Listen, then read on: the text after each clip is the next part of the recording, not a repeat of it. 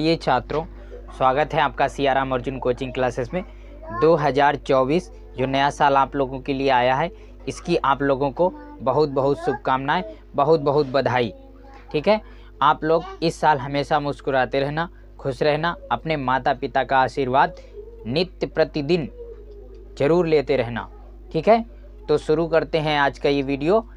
इसीलिए हमने आपको बहुत शुभकामनाएं दी हैं, ताकि आप लोग जो परीक्षा आ रही है, जो कक्षा 10 के छात्र हैं, उनके लिए तो बहुत ही ज़रूरी है, क्योंकि आने वाला साल उनके लिए बहुत ज़्यादा लाभकारी होने वाला है। इसलिए जुड़े रहिए हमारे चैनल से, सब्सक्राइब करिए हमारे चैनल को फटाफट और बेल आइकन ज़रूर दबाइए, ताकि हमने जितने भी वीडियो अभी तक बनाए हैं आपके लिए, वो सब आपको मिल सकें और उससे आप गणित को बहुत आसानी के साथ सीख सकें। ठीक है, तो उसके बाद अगर आप लोगों को हमारा वीडियो पसंद आए तो आप लोग लाइक करना कभी ना भूलिए। ठीक, और उसके बाद जो भी बात आपको हमसे करनी है, आप कमेंट के माध्यम से हमसे कर सकते हैं। आप ज़रूर हमें कमेंट करें, जो भी आपके मन में बात आए, जो भी आप लिखना चाहें वो कमेंट में ज़रूर लिखें। कुछ ना लिखें तो इतना ज़रूर बताएं कि आपको हमारा वीडियो कैसा लगा। ठीक है, तो शुरू करते हैं आज का वीडियो। देखिए यहाँ पर आज हम आप लोगों को गणित में सिखाएंगे वज्रगुणन विधि।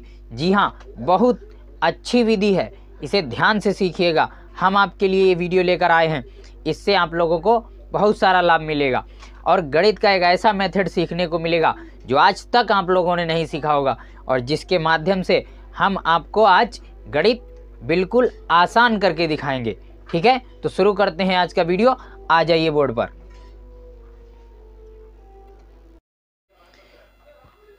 तो अब देखिए यहाँ पर आपके लिए आज जो हम आपको सिखाएंगे उसका नाम है वज्रगुणन विधि।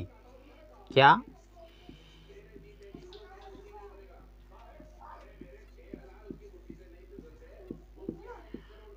वज्रगुणन विधि।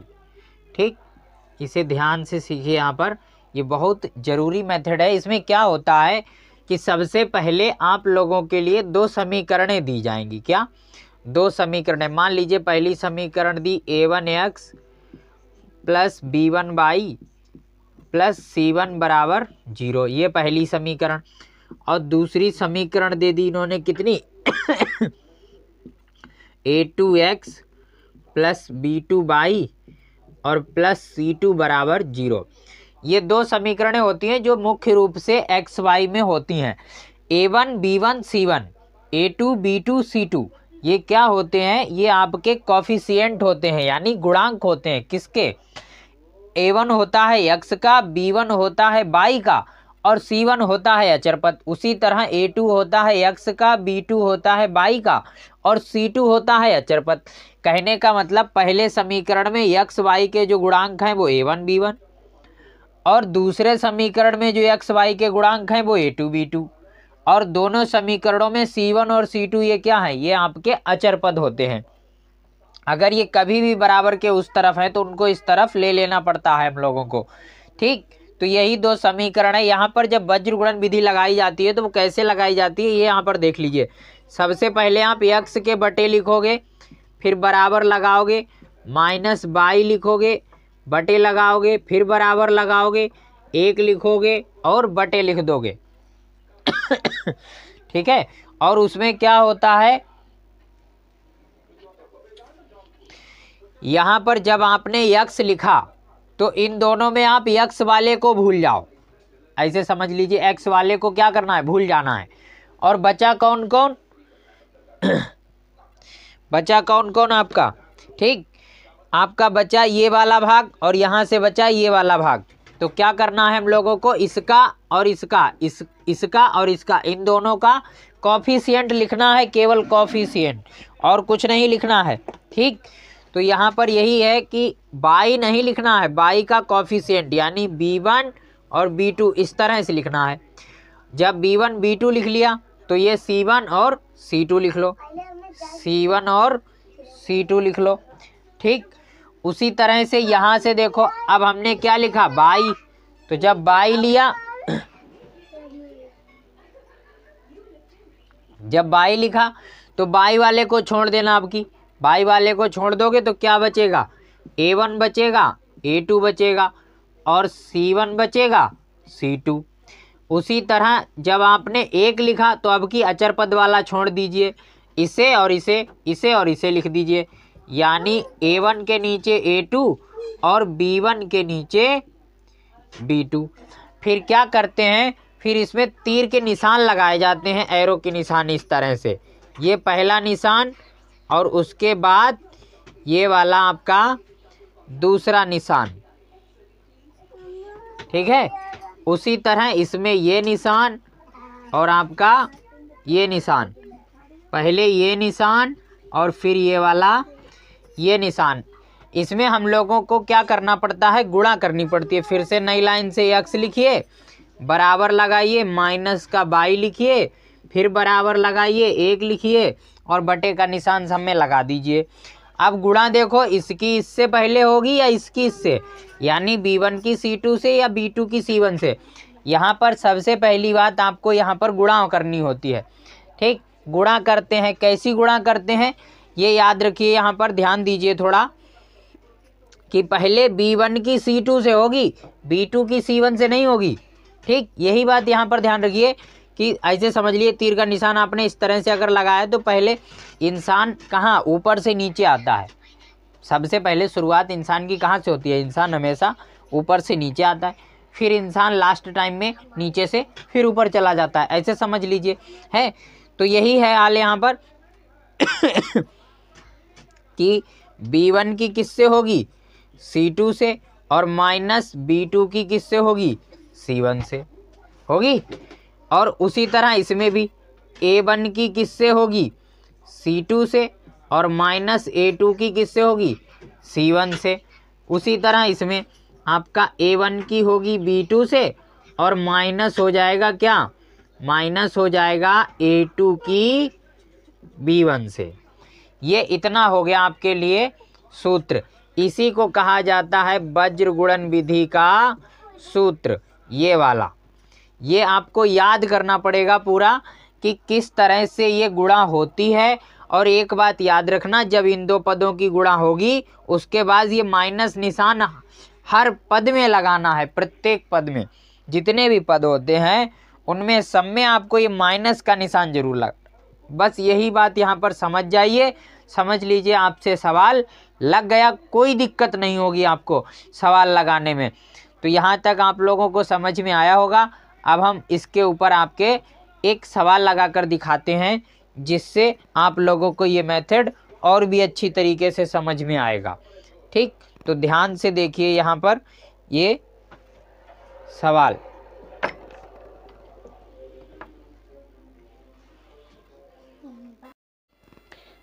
देखिए, जैसे आपके सामने ये सवाल लिखा है यहाँ पर कि 4x प्लस का 5y बराबर 9, पहला समीकरण ये आपके लिए, ठीक। दूसरा समीकरण इन्होंने दिया है कितना, 7x माइनस 2y बराबर 5, ठीक। ये आपको समीकरण 1, 2 दिए हैं इन्होंने, और इनके लिए आपसे कहा कि इसे वज्र गुणन विधि से हल कीजिए है। तो वज्र गुणन विधि से हल कैसे करेंगे, अभी हमने आपको जो फार्मूला बताया उसमें यही नियम कि बराबर के उस तरफ 0 होना चाहिए।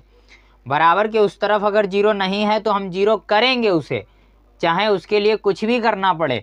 तो कुछ नहीं, यहाँ पर आपको समझना है केवल, और कुछ नहीं। हम क्या करेंगे, इस 9 को इधर ले लेंगे, भाई ये बराबर के उधर है प्लस का, तो इधर हो जाएगा माइनस का, बचेगा क्या हमारा 4x प्लस का 5y माइनस का 9 इज इक्वल टू 0, ठीक।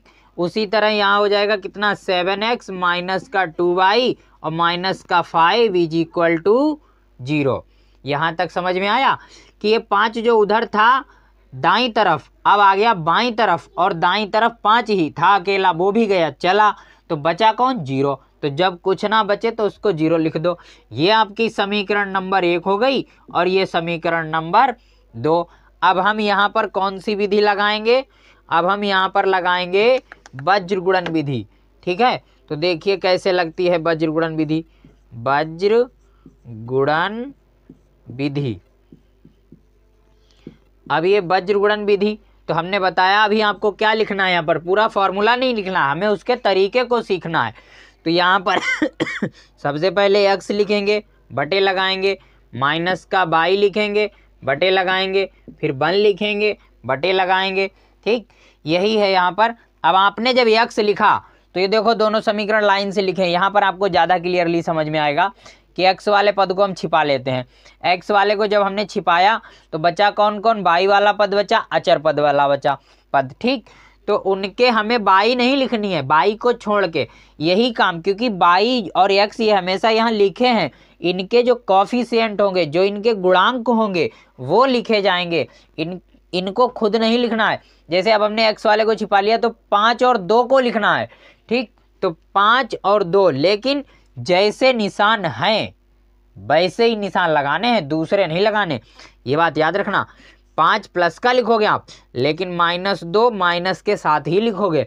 उसी तरह ये वाला लिखोगे आप, क्या, -9 और -5। ये तो हो गया x वाला कंप्लीट। अब y वाला देखिए, y वाले में हम लोग क्या करते हैं, y को छिपा लेते हैं। जब y को छिपा लेंगे तो ये 4 और 7 बचा, 9 और 5 बचा, यही लिख लेंगे। क्या लिखोगे, 4 7 -9 और -5। फिर 1 वाला, तो 1 वाले के लिए x भी छिपा चुके, y भी छिपा चुके, अब कौन छिपाएंगे, ये बिल्कुल अचर पद वाला। तो इनके जो कॉफिशिएंट हैं वो आप लिख लीजिए, 4 और 7 और 5 और -2। फिर तीर के निशान लगाइए, पहले ये वाला, फिर ये वाला, फिर ये वाला, फिर ये वाला, इसी तरह ये निशान आप लगा लीजिए। निशान लगाने के बाद फिर से x बटे बराबर -y बटे बराबर 1 बटे। ठीक, तो अब पहले गुणा किसकी होगी, हमने बताया था पहले ये वाली गुणा होती है, 5 की 5 से होगी। अच्छा, ये 5 है प्लस का, ये 5 है माइनस का, तो माइनस का हो जाएगा 5 गुणा 5, और ये माइनस यहाँ पर लगा रहेगा। ये माइनस सबसे ज़रूरी, ये हमेशा लगा ही रहता है। अगर यहाँ पर कोई दूसरा माइनस आ गया तो ये अपना निशान बदल लेगा। फिलहाल तो देखिए यहाँ पर ये इस तरह से लगा दीजिए ब्रैकेट, पता लगता रहेगा। तो अब 2 की गुणा होगी किससे, 9 से, तो -2 की गुणा होगी -9 से। यहाँ तक समझ में आ गया। अब y वाला, तो ये याद रखना, पहले इसकी इससे, फिर माइनस लगा के इसकी इससे। तो उसी तरह इसमें 4 की इससे, फिर 7 की 9 से, तो 4 की गुणा किससे होगी, 4 की गुणा होगी -5 से, फिर माइनस लगा दीजिए। फिर 7 की गुणा होगी किससे, -9 से। ठीक, उसी तरह इसमें पहले 4 की गुणा किससे होगी, -2 से, फिर माइनस लगा दीजिए। 7 की गुणा किससे होगी, 7 की गुणा होगी 5 से। ठीक, यहाँ तक समझ में आया। अब इसके आगे देखिए ध्यान से,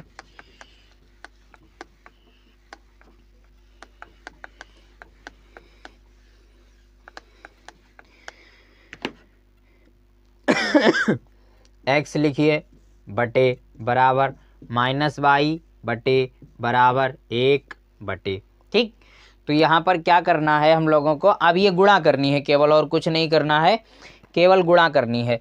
तो 5 पंजे कितने होते हैं, -25, और 2 नेम कितने होते हैं, -18। देखो, जब निशान माइनस माइनस है तो ये गुणा में प्लस हो जाता है, यानी निशान अगर एक जैसे हैं तो वो प्लस हो जाएंगे, और अगर निशान अलग अलग हैं तो माइनस हो जाएगा, लेकिन गुणा में, ये याद रखना है। यहाँ पर बीच में माइनस ही अपनी जगह पे लगा हुआ है। ठीक, 4 पंजे कितना हो जाएगा, -20, और 7 नेम कितने हो जाएंगे, ये हो जाएंगे -63। इसलिए इसे ब्रैकेट में ही लिखो, इसे ब्रैकेट से बाहर नहीं लिख सकते आप। क्यों, क्योंकि यहाँ एक माइनस अभी अंदर बाकी है। हमने बताया कि निशान जब अलग अलग होंगे तो ये 7 का निशान देखा जाएगा। अब 7 का निशान ये वाला नहीं है, 7 का निशान है जो 7 के आगे लगा हुआ है, लेकिन वो दिख नहीं रहा, और दिख नहीं रहा तो प्लस होता है, बस यही बात। तो प्लस माइनस की गुणा क्या होती है, माइनस, अंकों अंकों की गुणा होती है, और चिन्हों चिन्हों की गुणा होती है। तो 4 दूनी कितना हो जाएगा, -8, -7 पंजे कितना हो जाएगा, 35। ठीक, ये हो गया आपका x लिखिए बटे लिखिए 25 और 18। अब ये दोनों माइनस के हैं तो ये निशान जब एक जैसे होते हैं तो जोड़ा जाता है।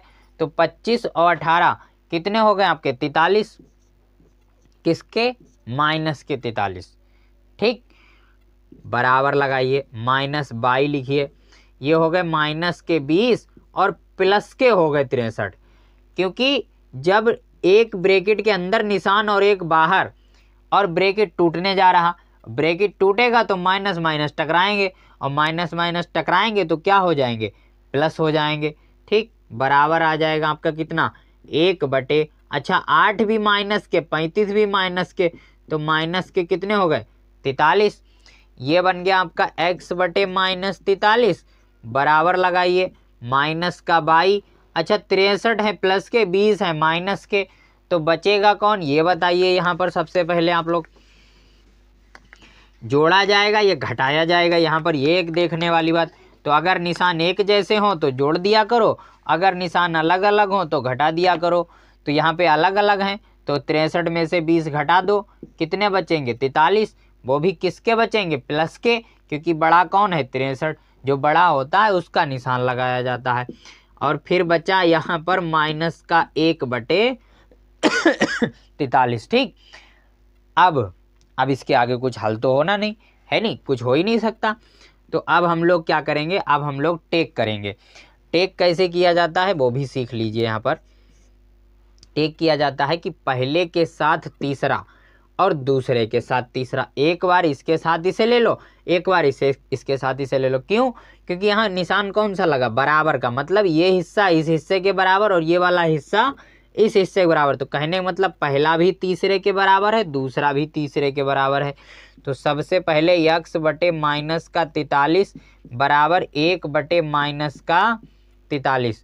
तो देखो यहाँ पर आप ये 43 अगर यहाँ से हटाओगे तो ये भाग में है, ये कहाँ पहुँचेंगे, ये पहुँच जाएंगे गुणा में। तो माइनस का 43 ऊपर भी हो जाएगा और माइनस का ही 43 नीचे भी है। तो माइनस 43 से माइनस 43 कट गए और कट गए तो 43 एकम 43 यानी x इज इक्वल टू 1।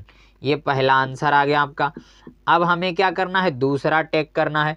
तो माइनस का भाई अब आप लोग समझ ही गए होंगे दूसरा आंसर कितना आएगा, इतने तो समझदार आप लोग हैं ही। ठीक, तो ये भी अब ये भी क्या करना है, इस 43 को भी हटाना है। तो दोनों तरफ ये 43 जो है ये माइनस जो 22 के साथ लगा है इसे आप नीचे भी लगा सकते हो, आप नीचे लगा लो, क्योंकि एक माइनस होता है तो वो चाहे अंश में लिख लो या हर में, उससे कोई फर्क नहीं पड़ता। तो 22 बराबर क्या आ जाएगा माइनस का 43 बटे माइनस का 43। कोई भी अंक अगर गुणा से भाग में जाता है या भाग से गुणा में जाता है तो वो अपना निशान संग लेकर जाता है और ज्यों का त्यों निशान रहता है। ठीक, तो ये 43 से 43 कट गया और 22 बराबर भी कितना आ गया 1। ये हमारे दोनों आंसर आ गए। ठीक, तो हम उम्मीद करते हैं कि आप लोगों को हमारा ये वीडियो पूरा समझ में आया होगा। वज्रगुणन विधि आप लोगों ने बहुत अच्छे से सीख ली होगी। ठीक, तो मिलते हैं अगले वीडियो में। तब तक हमारे चैनल को जिन लोगों ने अभी तक भी सब्सक्राइब नहीं किया है वो लोग प्लीज़ हमारे चैनल को सब्सक्राइब कर लीजिए, बेल आइकन ज़रूर दबा दीजिए, शेयर ज़्यादा से ज़्यादा कर दीजिए, कमेंट ज़रूर करिएगा और अगर वीडियो आप लोगों को हमारा पसंद आए तो हमारे वीडियो को लाइक ज़रूर करना। ठीक, मिलते हैं अगले वीडियो में, तब तक मुस्कुराते रहो और नया साल जो आया है 2024 उसका आनंद उठाते रहो।